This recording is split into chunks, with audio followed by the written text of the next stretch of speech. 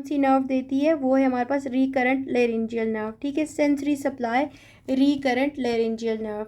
Trachea extends up to, तो ये हमारे पास T6 T4 C6 to T4 जो है ये एक्सटेंड करता है ट्रैकिया।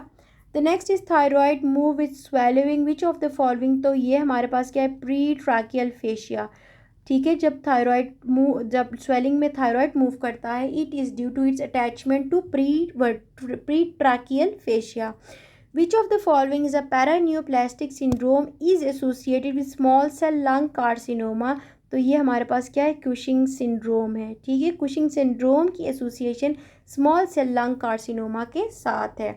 अब आगे आओ, बहुत इंपॉर्टेंट पॉइंट्स हैं कि स्मॉल सेल लंग कार्सिनोमा, ठीक है। फिर हमारे पास आ जाता है स्क्वेमस सेल लंग कार्सिनोमा, ठीक है। अब इसमें देखिएगा, और एक हमारे पास है एक्टोपिक थायराइड, ठीक है।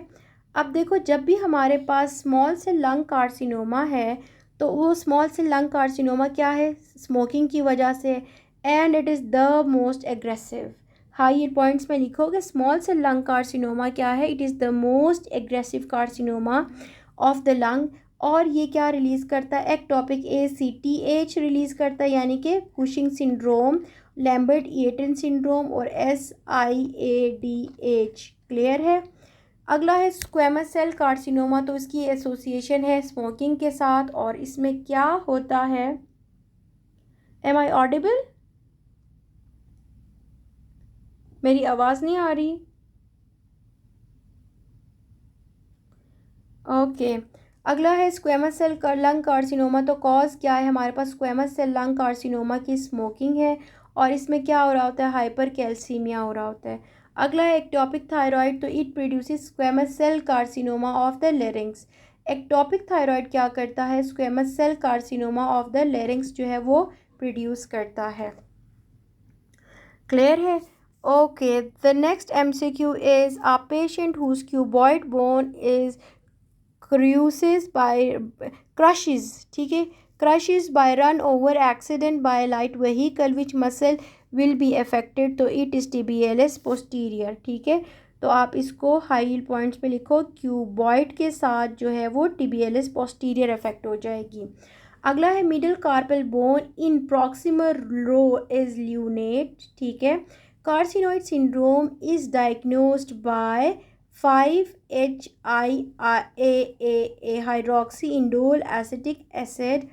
Pituitary tumor causes most common increase in which of the following, तो it is prolactin, ठीक है। प्रोलैक्टिन जो है उस वो ज़्यादा हो जाता है अगर पिट्यूटरी ट्यूमर जो है वो है तो, ठीक है।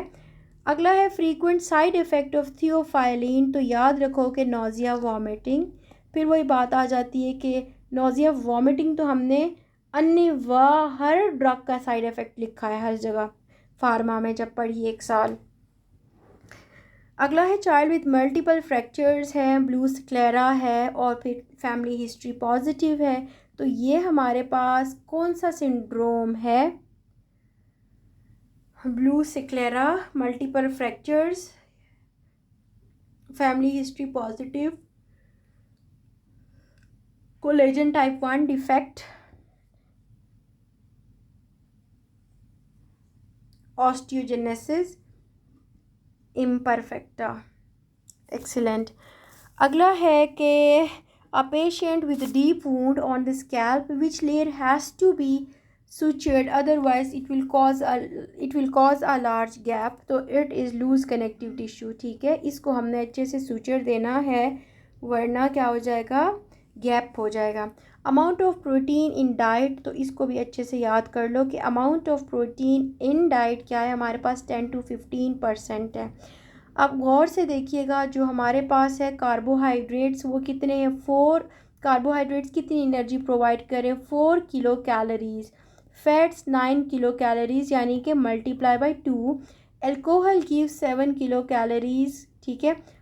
ठीक हो गया। अब हमारी डाइट में कितनी नॉर्मली बैलेंस डाइट में होनी चाहिए, कार्ब्स 50 to 60%, फैट्स 25 to 35, और जो प्रोटीन्स हैं वो 10 to 20 हैं।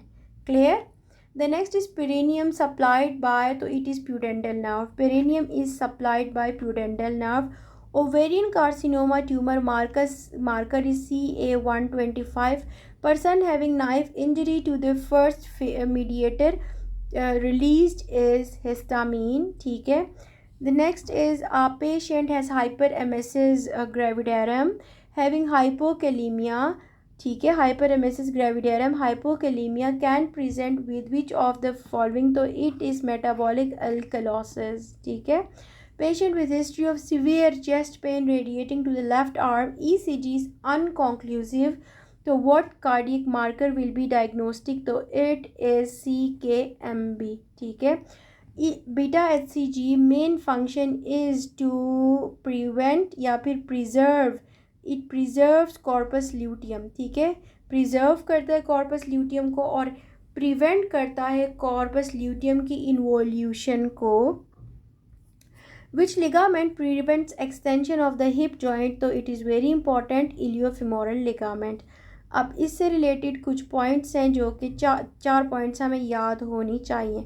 सबसे पहले देखो हमारे पास आ जाता है जी प्यूबोफिमोरल लिगामेंट. ये क्या करता है, एबडक्शन ऑफ हिप को लिमिट करता है. ठीक है. एबडक्शन ऑफ हिप को लिमिट कर रहा है. जबकि हमारे पास इलियोफिमोरल लिगामेंट क्या करता है, ये एक्सटेंशन ऑफ हिप जॉइंट को लिमिट करता है. ठीक है. अगला हमारे पास हैमस्ट्रिंग मसल्स हैं, ये क्या करते हैं, flexion of hip joint with knee extension, तो ये लिमिट कर रहे हैं. The last is flexion of hip joint with knee joint, both flexed is limited by anterior abdominal ligament. ये चार पॉइंट्स हर्फ बहर्फ आपको याद होने चाहिए. क्लियर.